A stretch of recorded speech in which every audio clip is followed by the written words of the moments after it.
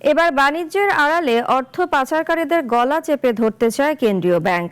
অর্থ সময় মতো দেশে আনতে ব্যর্থ হলে রফতানি উন্নয়ন তহবিল থেকে মিলবে না কোনো ধরনের সহযোগিতা।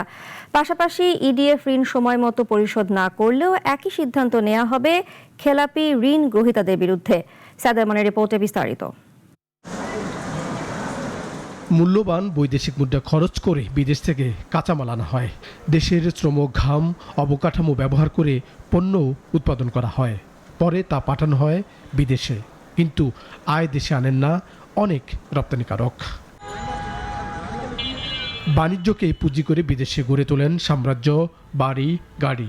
এখনও হাজার হাজার কোটি টাকা আনছেন না অনেক রপ্তানিকারক। তবে এবার রপ্তানির আড়ালে অর্থ পাচার ঠেকাতে চায় বাংলাদেশ ব্যাংক। এজন্য ব্যাংকগুলোকে দেওয়া হয়েছে কঠোর নির্দেশনা। যারা এক্সপোর্ট করে, এক্সপোর্টের ব্যাক টু ব্যাকের নিড হিসেবেই কিন্তু এই জিনিসটা এই ইডিএফ ফান্ড তৈরি করা হয়েছে।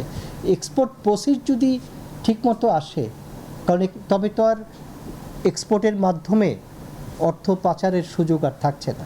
বাংলাদেশ ব্যাংক মনে করছে, দেশে ব্যবসা পরিচালনায় কড়াকড়ি আরোপ করলে অর্থ আনতে আগ্রহ বাড়বে রপ্তানিকারকদের। তাই এখন থেকে সময় মতো অর্থ দেশে না আনলে ইডিএফ থেকে নতুন ঋণ সহযোগিতা মিলবে না সংশ্লিষ্ট ব্যবসা প্রতিষ্ঠানের। ইডিএফের লোন এক্সপোর্ট প্রসিড থেকেই অ্যাডজাস্ট করতে হবে। এখন সেখানে সামান্য একটু শৈথল্য আনা হয়েছে যে হ্যাঁ, উনি পাবেন না, তবে যখন এক্সপোর্ট প্রসিড চলে আসবে তখন আবার সে এলিজেবল হবেন ইডিএফ ফান্ড থেকে অর্থ নেওয়ার ক্ষেত্রে। জানা গেছে, কেবল ঋণ বিতরণেই কঠোরতা নয়, ইডিএফ থেকে নেয়া ঋণ সময় মতো ফেরত না দিলেও গ্রাহক প্রতিষ্ঠানকে জরিমানা গুনতে হবে।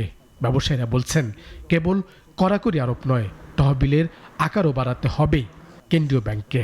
আগে লিমিট ছিল, বাংলাদেশ ব্যাংক থেকে আমাদের ফান্ড বরাদ্দ ছিল $7 বিলিয়ন।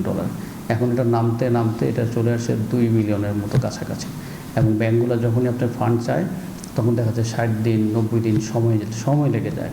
তো এই যে ফান্ড ক্রাইসিসটা, এই ফান্ড ক্রাইসিসটা রেখে যত নীতি আমি সহজ করি না কেন, আসলে কিন্তু কোনো সুফল আমরা পাবো না। একসময় বিদেশে পড়ে থাকা অর্থের পরিমাণ ছিল $1,400 কোটি, বাংলাদেশি মুদ্রায় প্রায় 2.5 লাখ কোটি টাকা। এখনও বিপুল অর্থ দেশে আনা যাচ্ছে না। তবে সব যে রপ্তানিকারকদের অনীহায় তা নয়, দায় রয়েছে স্বার্থ সংশ্লিষ্ট অন্য পক্ষগুলোরও। সাইদ আরমান, নাগরিক, ঢাকা।